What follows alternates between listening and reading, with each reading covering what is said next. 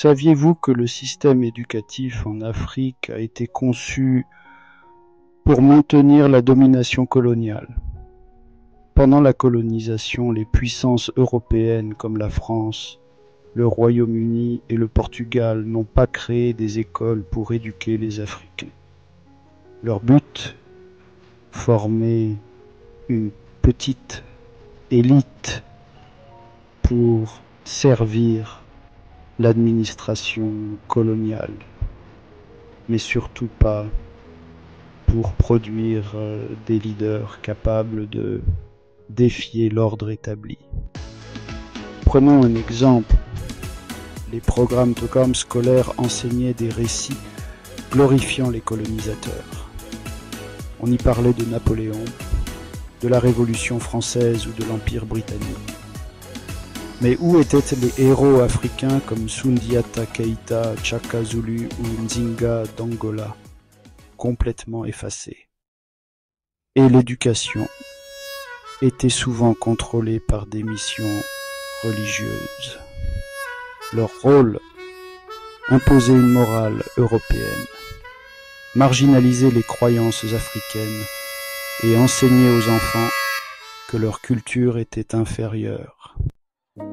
Et le pire, très peu d'Africains avaient accès à l'éducation.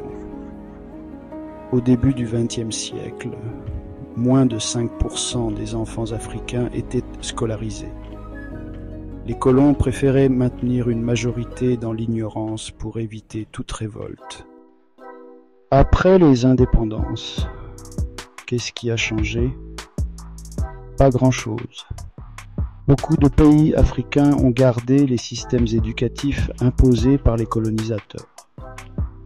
Le français, l'anglais et le portugais sont restés les langues principales d'enseignement, excluant les langues locales. Et les programmes d'eau scolaire toujours déconnectés des réalités africaines.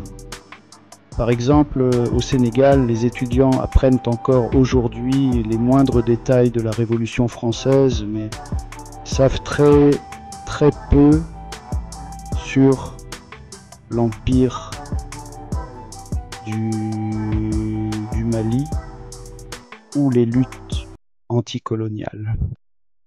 Cette dépendance éducative crée deux problèmes majeurs. Premièrement, elle maintient la domination culturelle et économique des anciennes puissances coloniales.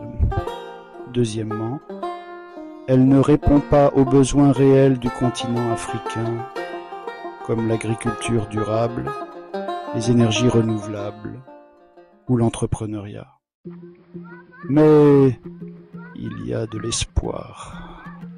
La Tanzanie, sous Julius Nyerere, a introduit l'enseignement en swahili et a intégré des cours sur le développement rural. Ces initiatives montrent qu'une éducation ancrée dans la culture et les réalités africaines est possible. Aujourd'hui, des universités comme Cheikh Anta Diop au Sénégal commencent à réécrire l'histoire africaine et des écoles alternatives émergent, mettant en avant nos langues et nos compétences locales.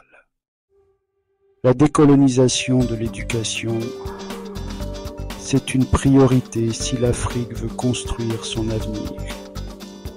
Imaginez un système éducatif où nos enfants apprennent en leur langue, connaissent leur histoire et développent des compétences adaptées à nos défis.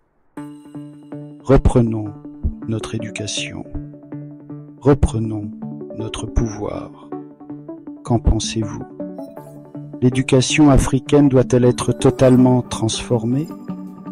Commentez votre avis, partagez cette vidéo et abonnez-vous pour plus de contenu sur l'avenir de l'Afrique.